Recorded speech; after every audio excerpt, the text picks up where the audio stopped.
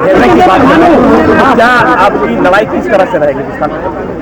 हाँ, सबसे पहले लोकतंत्र के चौथे स्तंभ तमाम मीडिया बंधुओं को जोहार, नमस्कार, आदाब।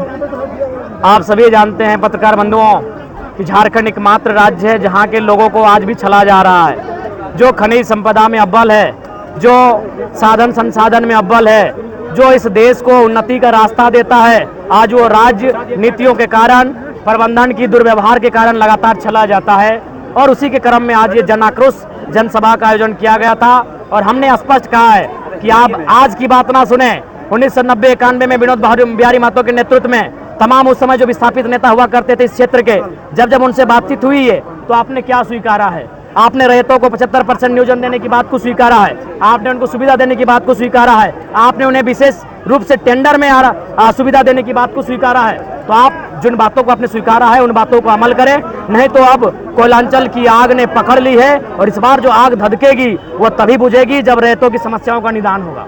लोकतंत्र पर आपको भरोसा नहीं है क्या? मारकाट की बात कर रहे हैं। देखिए, मैं फिर पुनः कहता हूं कि मैं खेद प्रकट करता हूं कि मैं एक विधायक होकर इस प्रकार की बातों को कभी कभी मैं कह जाता हूं। इसके लिए मैं दुख और खेद प्रकट करता हूं। लेकिन पत्रकार बंधु, आखिर लोकतंत्र की व्यवस्था पर हमें विश्वास तो है, लेकिन जो लोग लोकतंत्र की व्यवस्था में आज चला रहे हैं, जो पूंजीपति लोग, आखिर कब तक और कितने दिनों तक हम इंतजार करेंगे? यही बेरमो में आज 3 पीढ़ियां कोर्ट के चक्कर काट के मर गई, लेकिन आज भी न्याय नहीं मिल पाया है। तो सवाल ये है कि जिनका कुछ नहीं है, जिनका इस राज्य से सरोकार नहीं है, वो फल रहे हैं, फूल रहे हैं, वो लाखों करोड़ों का मुनाफा कमा रहे हैं और हम केवल लोकतंत्र की दुहाई देकर, संविधान की दुहाई देकर कब तक अपना नतमस्तक स्वीकार कर लें? इसलिए बांग्लादेश और नेपाल बनाना चाहते हैं भारत को क्या? नहीं, मैं वहां ये उदाहरण दे रहा हूं जहां मनमानी हो रही है, जहां करप्शन है।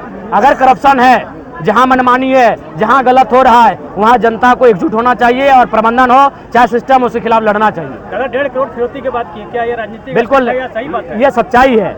इस बात का मैं खुलासा तभी करूंगा जब वो व्यक्ति सामने से आकर मुझे कहे, तभी। नहीं तो कुछ चीजें गोपनीय है। उसने संदेश मुझ तक भिजवाया था तो मैंने आपको कुछ बातें बताई है। राजनीतिक स्टंट के पीछे कौन हो सकता है? ये क्या चेतावनी देना चाहेंगे? देखिए, चेतावनी यही है कि हमें कुछ हुआ तो हमें लगता है इस बार कोयलांचल में वो होगा जो इससे पहले ना हुआ।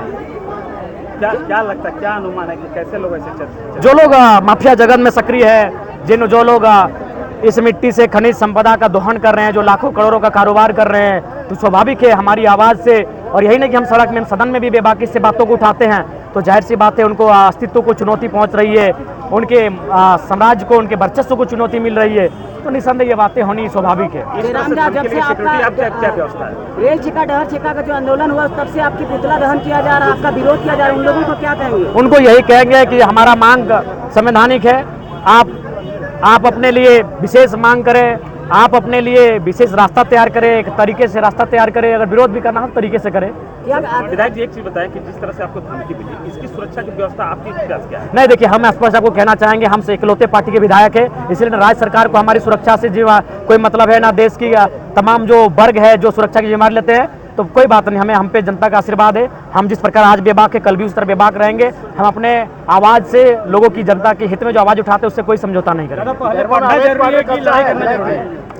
देखिए, लड़ना भी आवश्यक है, क्योंकि समय समय पर आपको इस अग्निकुंड में, आंदोलन की अग्निकुंड में अपनी आहुति देनी पड़ती है, चाहे वो आंदोलन के रूप में या बलिदान के रूप में, वो स्वतः चलता रहेगा। लेकिन आंदोलन को जिंदा रखने के लिए, हक अधिकारों को जिंदा रखने के लिए समय समय पर ऐसी स्थिति सामने आती है जिनसे हम लोग कभी पीछे नहीं हटे हैं। डीबीसी प्रबंधन नहीं चाहती तो क्या करेंगे? आगे हम लोग अगला कड़ा रूप अख्तियार करेंगे। अब हम लोग बंदी की ओर बढ़ेंगे और बिल्कुल उससे पहले हम लोग प्रयास करेंगे कि समन्वय बनाएंगे, जितने भी विस्थापित समितियां हैं उनको गोलबंद करेंगे, उनको एकजुट करेंगे, और उसके बाद हम लोग एक नया कार्यक्रम प्रस्तुत करेंगे। आज आपके विरोध में आदिवासी समाज आ गया है, इस आंदोलन में क्या आपका साथ नहीं लगता है? देखिए, आदिवासी समाज, मैं जिस क्षेत्र में हूँ, निसंदेह उनकी भी तनिक मनिक विस्थापन हुआ है और उन्हें भी कम से कम इस विस्थापन की लड़ाई में सहयोग करना चाहिए। उसके बाद उनकी मनसा जैसी भी है, उन्हें अगर लड़ना है तो विस्थापन के खिलाफ आके लड़े। जिस प्रकार वो गोलबंद हो रहे हैं, झारखंड की अस्मिता सुरक्षा को लेकर गोलबंद हो। आज जब झारखंड राज्य बनना था तो उस समय सभी कुड़मी आदिवासी बिल्कुल भाई भाई का नारा था, महात्मा गांधी भाई भाई का नारा था। तो राज बनते ही सवाल पर बोले तो आपको और सीपी चौधरी को इस्तीफा मांग रहे हैं। कहा इस्तीफा देंगे? क्यों देंगे?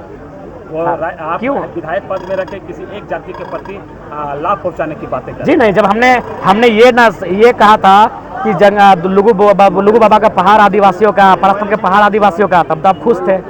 जब हमने जादूगोड़ा का मामला को उठाया था तब तो आप खुश थे। तो जब मैंने आदिवासियों के हित की बात कही तब तो आप ताली बजा रहे थे। तब आपने नहीं कहा कि आप सिर्फ आदिवासी की बात कर रहे हैं, आप मुसलमानों की बात करें, आप पिछड़ों की बात करें, बागड़ों की बात करें। आप दलितों की बात करें तो मैंने तो प्रमुख रूप से आदिवासियों की बात कही, तब तो आपने नहीं कहा कि आप सिर्फ आदिवासियों की बात कर रहे हैं। हर समाज की बात होगी।